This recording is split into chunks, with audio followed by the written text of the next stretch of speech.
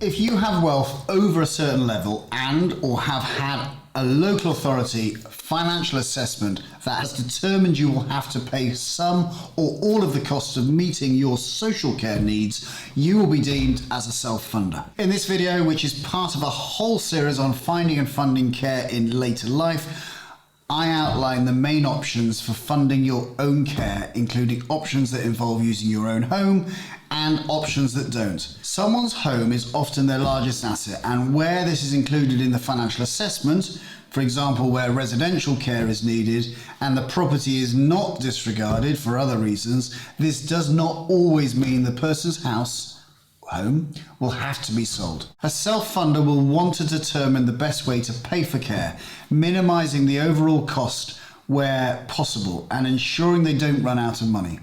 There are broadly 9 ways of doing this, some of which use the value built up in people's homes and some of which don't. So let's start with the ways that involve using a person's home. Option 1. Taking out a local authority deferred payment scheme. This is where the local authority lends the money needed to pay for care in exchange for a legal charge on the person's property. The local authority will be repaid when the property is sold or when the person dies. Variations of this option exist in England, Scotland and Wales, but in Northern Ireland there is no formal deferred payment system.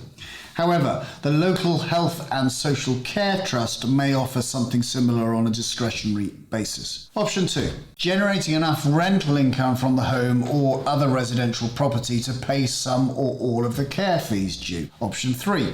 Releasing money from residential property by taking out an equity release mortgage or retirement interest only mortgage or a standard mortgage. Option 4. Releasing money through the sale of residential property or downsizing. Options that don't involve using a person's home include option 5, perhaps the most obvious. This is paying care fees direct from liquid assets, cash or income. Option 6, paying care fees from investments. Option 7, using all or part of accessible pension funds. Option 8, taking out a long-term care insurance product, such as an immediate needs annuity. This is an insurance-based product that guarantees to pay a specific level of care fees for life in exchanging for a lump sum.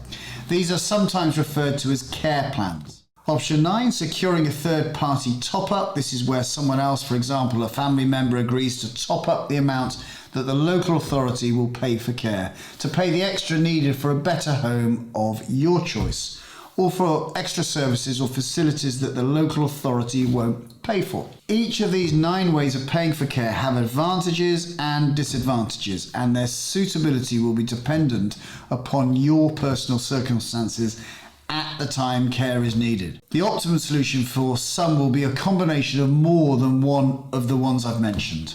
For example, they might use the equity in the property to fund an immediate needs annuity. Getting advice from a qualified financial advisor like myself on the most suitable way to pay for care can be incredibly helpful. Thanks for checking out my YouTube channel. I'm Justin King, and my aim is to help people live successful lives, and that often involves understanding your money. If you've enjoyed this video, please press the like button to help more people like you find my channel, and check out the show notes for some useful links on things I've discussed in this video. For now, I'm Justin King, helping you live your best life.